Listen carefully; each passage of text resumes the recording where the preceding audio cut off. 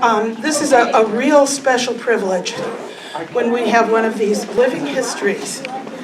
I think that Third Unitarian tends to attract a unique person with special talents and special experience. And no less than Barbara Miner, who through this process has, I hope, become a friend. It was a real pleasure getting to know you well. And I have a series of questions that I'm going to ask Ms. Miner during the presentation. And if you'll just bear with us, it's about 18 or 20 questions. So, and it's definitely animal, vegetable, or mineral. Okay. So you want me to? Yeah, I can start. Close to your mouth. So Oh, can I ask a first question? Sure. Yeah. Please describe your early childhood in Mississippi. That was Delta country and Sunflower County, that is, right? Yes, I was born in Moorhead, Mississippi, the Mississippi Delta, and September 8th, 1940. That was Moorhead and Sunflower County is cotton land.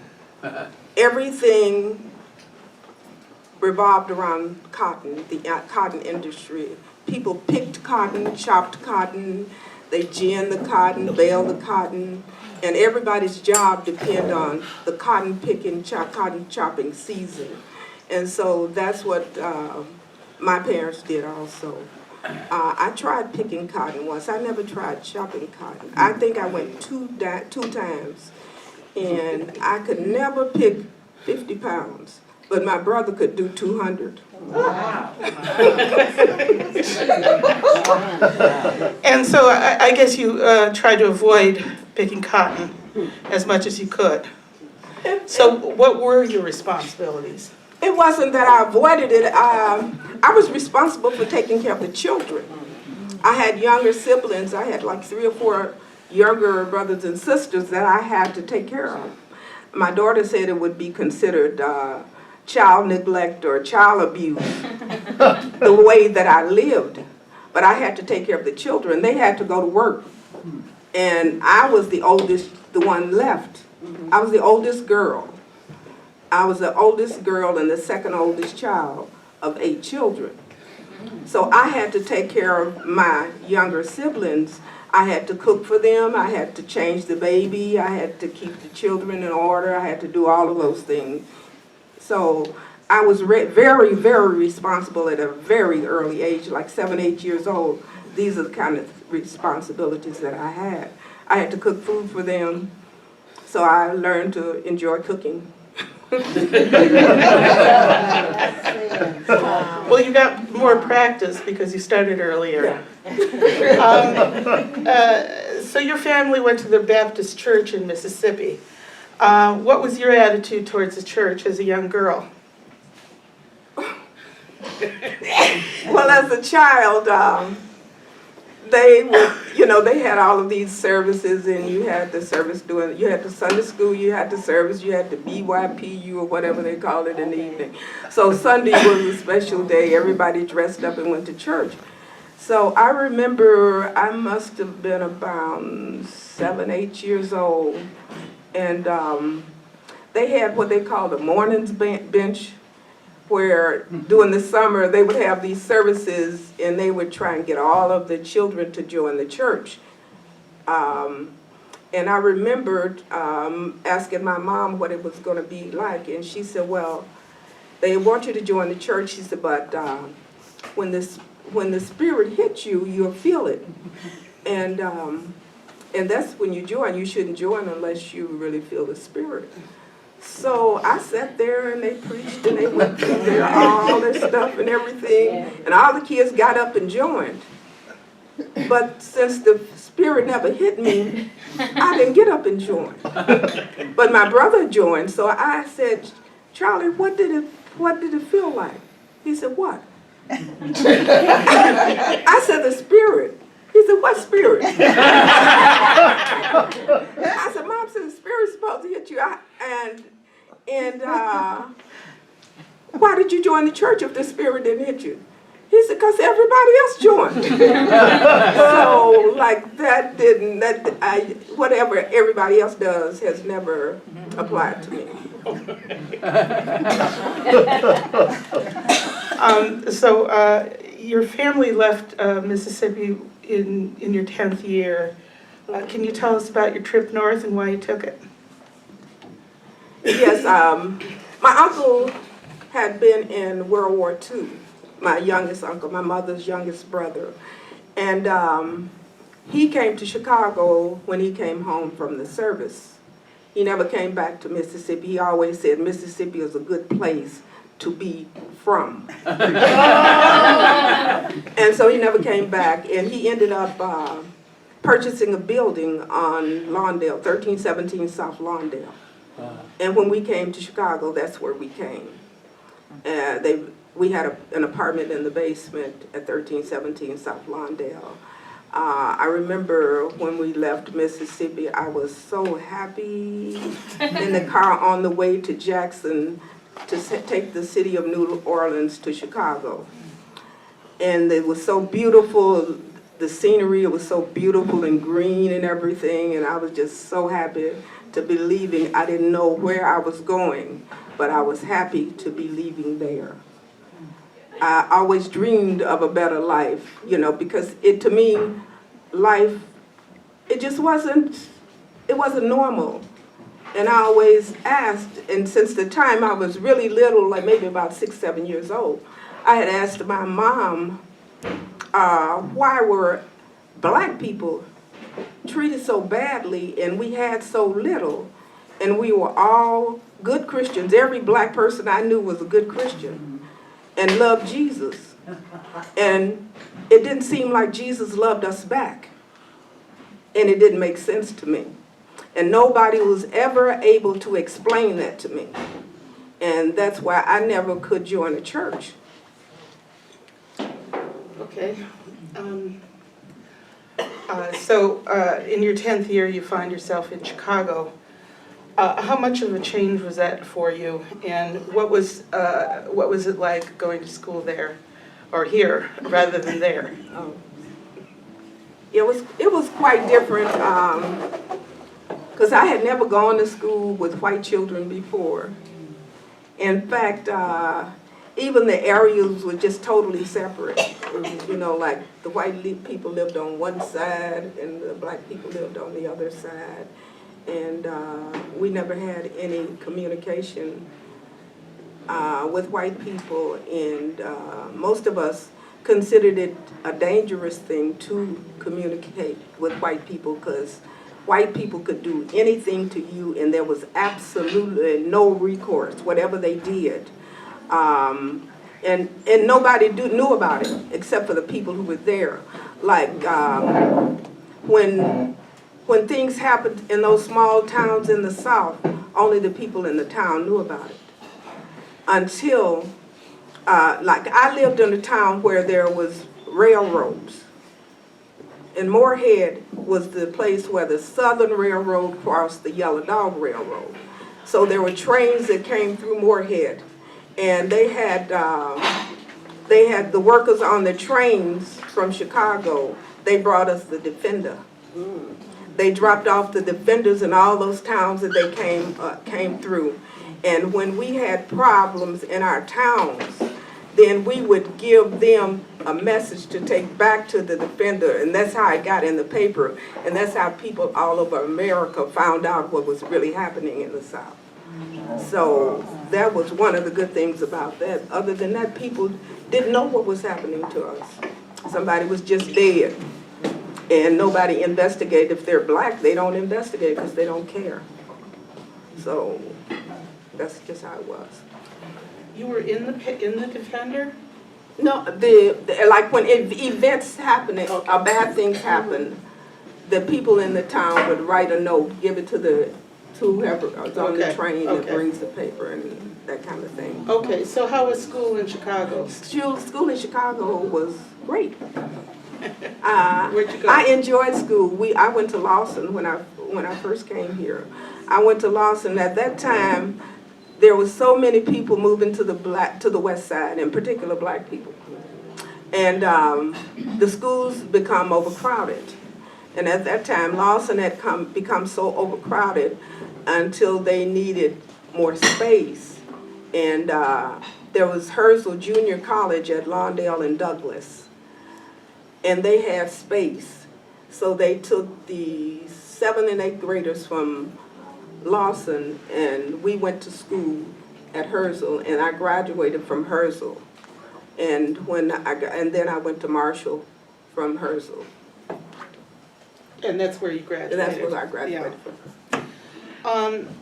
What were your first jobs? Oh, boy. Like my last 2 years in high school, and during the holiday season, during the Christmas season, I worked at the post office. Then after I graduated, I can't see that. You wrote it. I can't see it though. I don't have on my glasses, my reading glasses. Okay. So after that, I went to work. My first job was at a knitting warehouse. They sold mail order knitting supplies. And that was my first job. I paid $25 for the job. And I made $1.03 an hour. That was my first job. And back then, they didn't have any problems with asking if you like, I remember once I saw a job listed in the Sun-Times and I called about it. And I didn't type very well, but I could do over 25 words an hour. And that's all it required, you know. So I called and asked about the job, and she asked me if I was white or colored. So I told her I was very colored. And she said, well, the only thing we have for a colored girl would be you would have to type 65 words. So they could tell you that then. They don't say it to you, they just do it to you. So. Somebody's red Toyota has the lights on. Yeah, it's mine. I'll fix that. Thank you. Okay. And then after that job, I went to Spiegel. I had already put an application in at Spiegel, and they called me for an interview. And I went to Spiegel and I interviewed them, and they gave me the job. Because it was more like me interviewing them. Is this a permanent job? And how are the advancements and all this stuff? So I got the job at Spiegel. I stayed there for 10 years. But during that time, before that 10 years was up, I had run into an old friend of mine. We had gone to high school together, and she was working for a jewelry company called Caroline Emmons. And she asked me to have a show for her, to invite some friends over, and I could get some free jewelry. So I went for that. And then after the show was over, she told me how much money she was making from this show. And she explained it all to me. So she recruited me into the jewelry company. She was trying to win a trip, and if she could recruit people, she could get the trip. So I went along with that, and I joined the jewelry company, and I was making big money with the jewelry company. So I started doing shows on the weekends. Sometimes I'd have a show on Friday evening. I maybe have 2 shows on Saturday and 2 shows on Sunday. I was wrecking it in then. Let's backtrack a bit. Okay. Before we go into another subject, you told me something about your attitude towards money and a lifetime of frugality. Now, what would happen if you made $10 a week? If I made $10 a week, I would have to save at least 2 of them. I've always been like that. When I first came to Chicago, my oldest uncle, Uncle Bud, he's told me, if you work on a job that doesn't pay you enough to save something, you shouldn't work. And I've always saved something, always. At Spiegel's, they had this so that you could take out savings bonds. I took out savings bonds. When we bought our building on Laverne, I cashed in savings bonds for my down payment on the building. And then when I went to the city, we could have money taken out of your check. So it's easier if you don't see the money. And I've always saved money. So back then, you must have been quite a catch. Yeah. Good-looking, young, energetic, Yes. and always with some money. Back in '63, okay, you were riding the bus. No, I was riding the L. You were riding the L. Oh, well, this gets even more interesting. And you were on your way to see Malcolm X. Malcolm X. And you met somebody on the train. You want to tell us about that? Didn't stop you from going to the Malcolm X Oh, no. rally, though. Nothing could stop me from going to see Malcolm X. That was my favorite man. You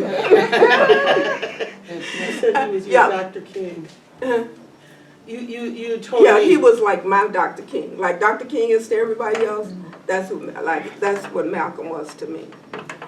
But I met Frank on the L. I was going to 63rd and Cottage. It was some big place over there then. It no longer exists. And Malcolm was speaking, and I'd go anywhere to see Malcolm. But then I met Frank, and we formed a real good friendship and relationship. And we had a lot of things in common. Our age difference was great. He was much older than I was. How many years? Like about 16. And we got together. We ended up getting married and having a beautiful daughter. You should introduce your family at this point. I think. Okay, this is my daughter Lizette, and this is my youngest grandson Solomon. The other two are away in college. Marvin is at Knox in Galesburg, and Imani is at Amherst in Amherst, Massachusetts. And that was a result of meeting Frank on the L on the way to see Malcolm. So after you got married, where did you first live? And how long were you married? Oh, okay. I was married from 1964 until my husband died in '83. Oh, 19 years. And we first lived on Adams Street, 3445 West Adams. My parents had a building there. Excuse me, it was 4356. What is it? Yeah, what did I say? I'm giving my address now. Okay, 4356. Thank you, Liz. 4356 West Adams Street. That's just almost Okay. to Costner then. Yeah. Yeah, right at Costner and Adams. Right. So we lived there until '72, and then we bought a building at 551 and 53 North Laverne. Is that right, Liz? So, and we stayed there until, well, Liz was out of college and grown and everything, and I left. I bought a house. It actually was a 2-flat where I live now, 3445 West Fulton. But that first building that you bought, wasn't there something special about how you bought it? With my savings bond. Well, you told me that at that time, people were not allowed to sell to black people. Oh, well, no, that was Uncle Dan's building. Oh, okay. Where we moved when we first came to Chicago. That was at 1317 South Lawndale. That was a Jewish community at the time. Yeah. And they had clauses in their closing papers that they would not sell the building to a Negro. So the attorney that my Uncle Dan had bought, I had hired to do his closing and everything. He purchased the building from the Jewish people who owned the building, and then he sold it to Uncle Dan. Oh, wow. So that was back in the late 40s when he bought that building. Okay. Mom, So Can I things ask got, Can I ask a question? Mhm. Can I ask a quick question? I'm trying to make her remember something. Did the same thing happen with Grandma's building? With No. Adams? That didn't happen with Grandma's building. No? Okay. It was just Uncle Dan. Okay, I'm sorry. Okay. Okay, let me see. So you continued work after your daughter was born, Yes. that Lizette over there. Uh-huh. And how was working after she was born? It was fine. I remember after she was born, Frank said, well, I guess you can't go back to work. I said, why? He said, well, who's going to take care of our baby? I said, Mama. He said, Mama can't take care of our baby. I said, she took care of me. So I went right back to work.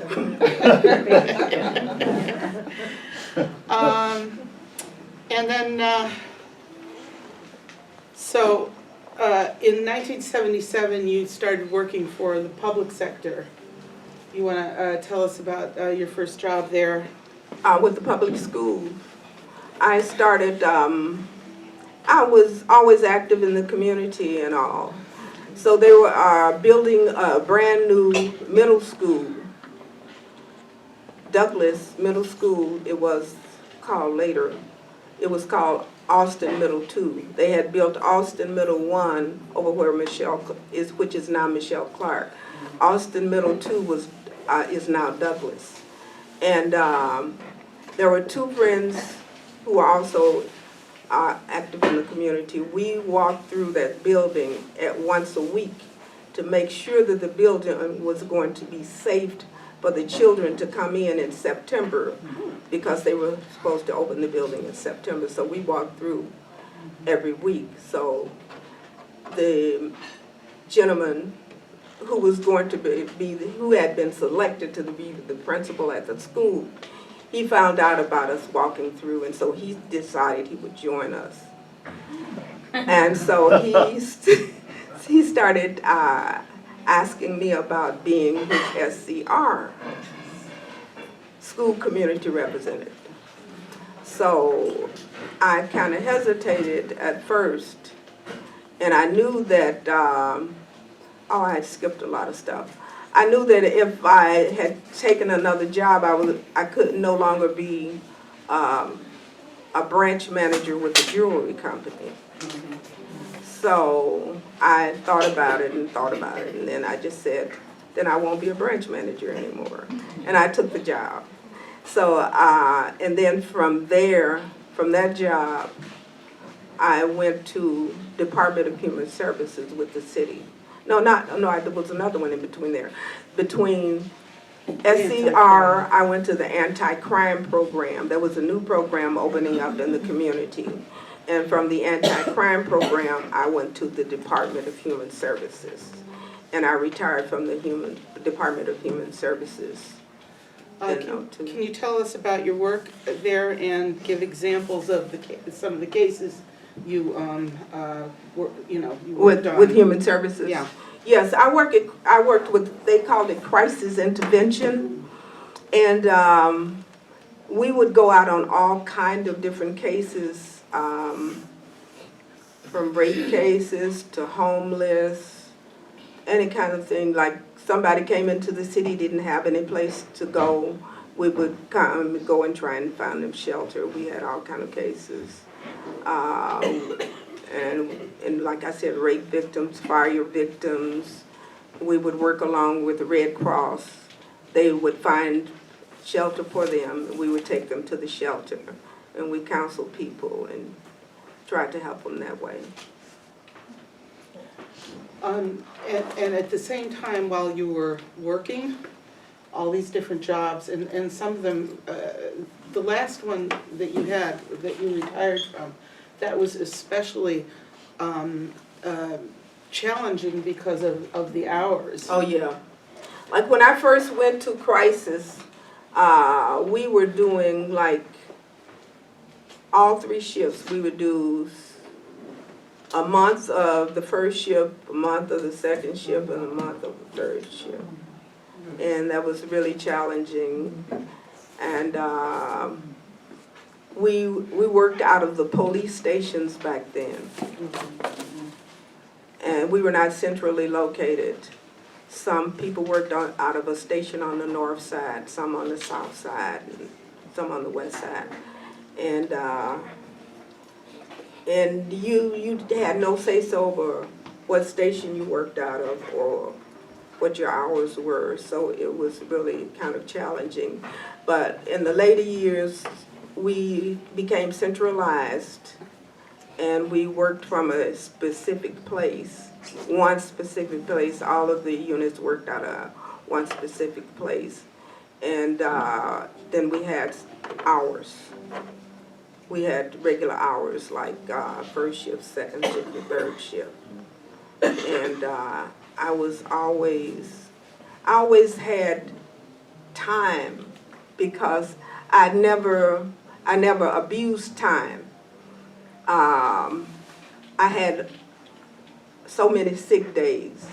I had comp time. I had comp days. I remember once I had gone into a hospital and I had surgery. I was off for about a month, and I just got a check like I was working. You know, like some people, as soon as they get a sick day, they use it.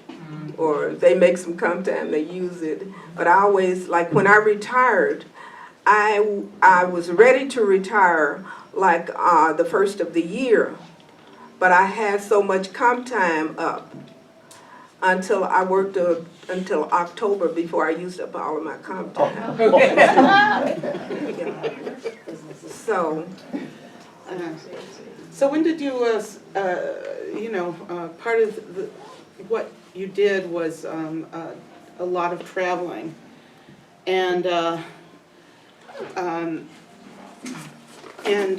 when did you begin your world travels? Well, my first trip actually was with the jewelry company. I had I joined the company to help Betty win a trip. In the next year, I won a trip. So my first trip was to Nassau, the Bahamas, and then I won several trips with jewelry company to Vegas 3 or 4 times, back to the Bahamas. The next time I went to the Bahamas, I was able to take one of my fashion show directors with me, because I had become a branch manager. So I took one of my fashion show directors with me. And then in 1992, there was a travel agency out of New York that had what they called a culture tour, where they took people to West Africa. And my supervisor and I, Linda, at that time at Human Services, she knew that I always wanted to go to Africa, and she told me about it, and we checked into it, and we got the information, passports and everything, and we went on culture tour for '93 with the company out of New York. And I just enjoyed it so much, and I promised myself that as long as I'm mentally and physically able, I will go someplace on the continent every year. And so I started to seek someone in Chicago, a travel agency that arranged trips to Africa. And I ran into my good friend Eleanor Chapman, who has Africa Travel Advisors. And I started going with her. The first time I went to Ghana, no, I went to Senegal and Abidjan, or Ivory Coast. Yeah. And and the second time, when I went with Eleanor, I went to Ghana and to Abidjan. And the next year I went with her to South Africa. And then she had asked me, like back that time, a whole lot of African people wanted to go back home and see what it was like. So she had so many trips going. I remember once taking a trip when we had about 70-something people, and she had like 3 or 4 tour guides with the trip. So she asked me if I knew anybody on the West Side who might be interested in helping her and taking groups for her when she couldn't go. I said, yes, I do. I said, and so it worked out because, you know, like I saved my time and I had time all the time, so I put in for some of my comp time to take a week off. So I always had time to go whenever I needed to go on a trip. And so I started taking groups for her. And I've gone all over Africa, North, South, East, and West Africa. My favorite countries are Ghana and Egypt. And I just hope that we will one day be able to go back to Egypt. There is so much history in Egypt. And if you ever go to Egypt, go to Abba Simba, and you see the truth about history. When you go to Abba Simba, it's written in stone on the walls. But in the midst of all your world travels, I want to take you back to the United States and your daughter Lizette. You sent her, though, to Jackson State in Mississippi. Mm-hmm. Was that kind of a homecoming, or how did that happen? Well, and how did you like going back? Well, it really wasn't a homecoming. It's like they offered her full scholarship, tuition and board. Tuition, room and board and everything. So that's how she really got to go to Jackson State. But it was really an experience because I hadn't been back since I left there at 9-10 years old. And I did get a chance to see it again. And the last time I was in Mississippi, my cousin had moved to Atlanta. And I had gone to Atlanta to visit with him. He was going to come back to Chicago and he was going to drive. So I bought a one-way ticket. I went to Atlanta. And then he drove me through Moorhead, the little town that I was born in. And it looked so different. Because I remember, like, when we were little kids playing under the house. And when I went back, I said, how did we get under the house? Because everything seemed so little. But when I was a child, everything seemed so big. Yeah. Yeah. Okay, well, why don't we digress and pick up a couple of things that I'd like to ask you about. Number one is the political campaigns. It seems you've always been active in no matter what candidates were running. You've kind of had your finger in the pie, and especially when Harold Washington ran. Yes. Yes. Yeah, Harold was a fantastic person. He did so many fantastic things, and he brought so many wonderful people along with him. One of them is sitting right over there now, but Commissioner Steele.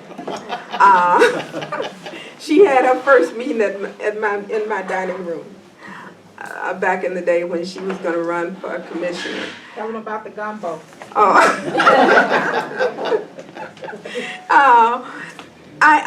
was always interested in things that affected me, and politics affects from your first breath until you're covered in the ground.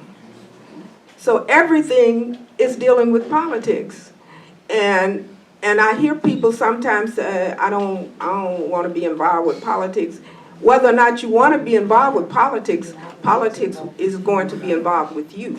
Yeah, right. And so I want to be involved in making whatever difference it is that's going to affect me.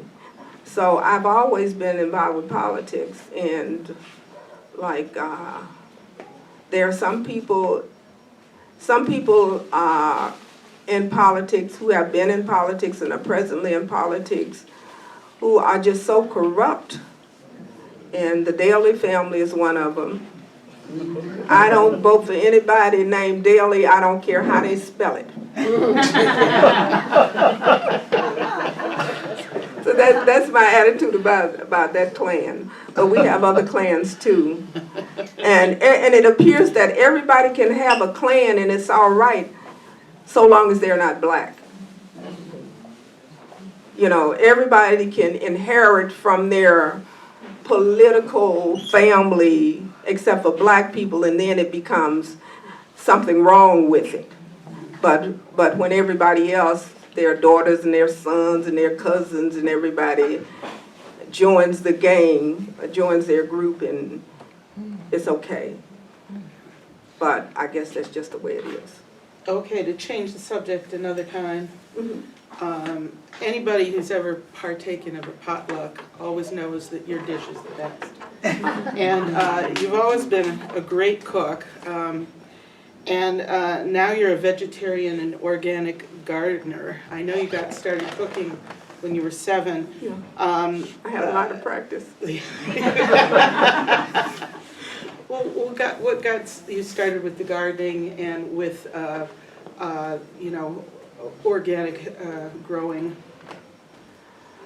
I can't really say what got me started with it. I can't say what really got me started with the gardening. I've gardened since back in the 60s. It started with just loving beautiful plants and things, and then I started to grow food and eat the food that I grew, and now I have a really nice sized garden in my backyard, and I grow a lot of food in my, I give away a lot of it because I can't eat all of it, but I try to eat healthy now. I know back in the day I had problems with certain things, like I had sinus problems, and I don't have sinus problems anymore. Years ago, I used to have headaches. I don't have headaches anymore. But back in like about the early 80s, I stopped eating meat. And I cleansed my system of it. And I try and keep my system clean. And like, there are so many things now that that has so many toxins in them, and the government allow the millionaires to put anything in the food that we eat to make it grow and to make it look pretty and make people want it, and so it keeps all of us sick. And the insurance companies, the drug companies, I'll say, have so much to do and to say about what we are allowed to eat. Now it's getting to the point where they are making things without seeds. I don't eat watermelon that does not have seeds in it. So that's chemically engineered, and I don't eat chemically engineered things. And a lot of people don't, and I was at the store once and I was saying, oh, this watermelon, this is a seedless watermelon. And the lady, oh yeah, that's the kind I like. I said, well, that's not the kind that's the best for you. Every fruit should have seeds so that it can reproduce. If it doesn't have seeds, then something else produces it. So that's just not a natural thing that you think about. And so I like to eat healthy.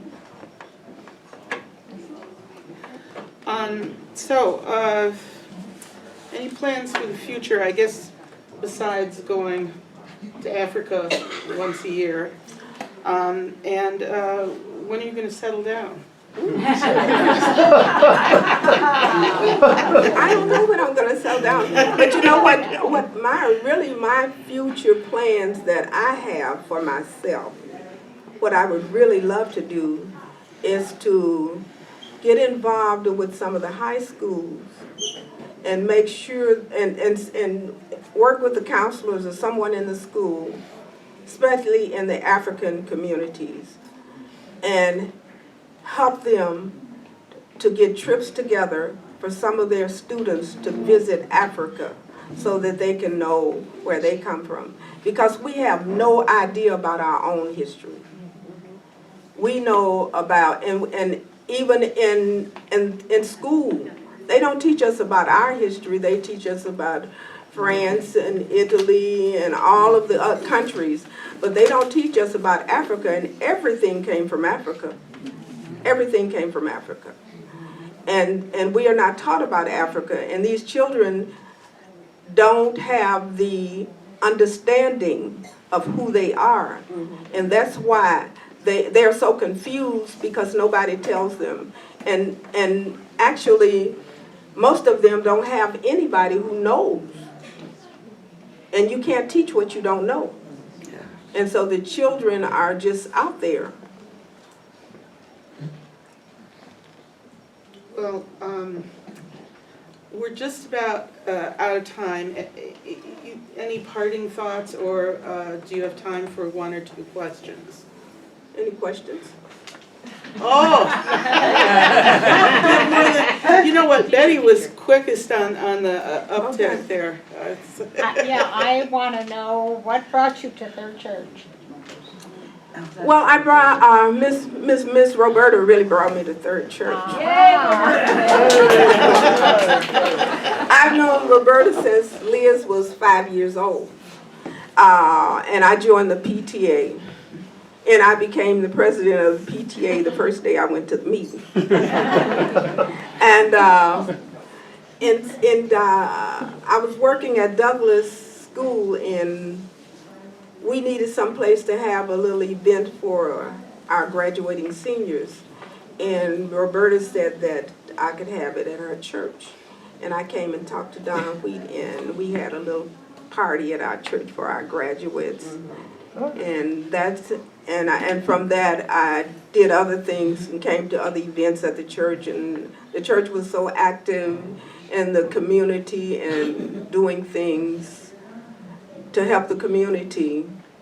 I became kind of involved, and I promised myself that if Harold Washington won the election in '83, I was going to join the church. And this was the only church that I could join that made sense to me. See, things have to make sense to me. Those other churches don't make sense to me. So this was the only church that made sense to me. Okay, other hand, Kathy back there. Barbara, it's wonderful to hear you this morning, and I remember something you told me a long time ago about your religious development and how old you were when this started for you, and I was so impressed, and I wonder if you'd be willing to say anything about that. I didn't hear you. She's asking about your religious development and how that, How old you were? how old you were when that, Oh, back in the day when I couldn't join the church. Because the spirit didn't. I must have been about 8 years old then. Wow. Yes. She wants to know what the story was.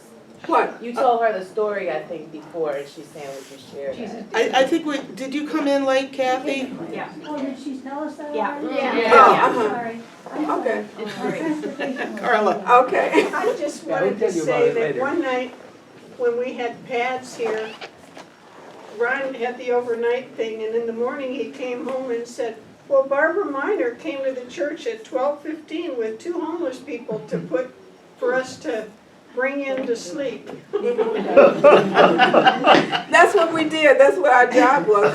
And someplace to put them and give them some information about what they could do the next day and all that stuff. Yeah. One last question, right here. I don't have a question, it's just that the information you gave about the workers on the train bringing the Defender to the south. I just want to make sure everybody know those were Pullman porters. Right. Yeah. Cool, very cool.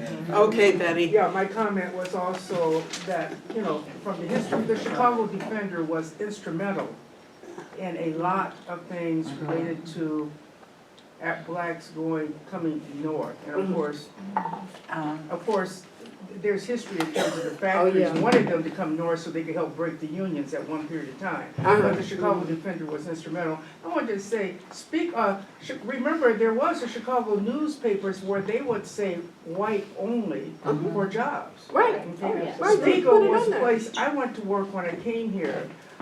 It was not a fun place to work, so I worked there for 3 weeks. Okay, it was not fun. But this lady lasted 10 years. That was, yes. Yeah, and we're gonna have to cut it off now, Fun, yeah. the comments, because we've run out of time. And I want to thank everybody for participating today. Thank you, Barbara. And please be with us next week. Be with us at 11 upstairs for a celebration of life. And next week is a very special forum. Pioneering Austin Scholarship is 41 years old, I hear, and we'll have the Don Wheat, Roberta Wilson, Betty Harris, and other founders of the Austin Scholarship Program for a discussion. And then on February 22nd, Frank Older is going to lead a session of readers and listeners. So if you have anything, if you've written anything or you want to read something, come then. And then we skip March 1st till March 8th, and we'll try to have a program on International Women's Day with the Illinois Nurses Association. Thank you so much, and we'll see you next time.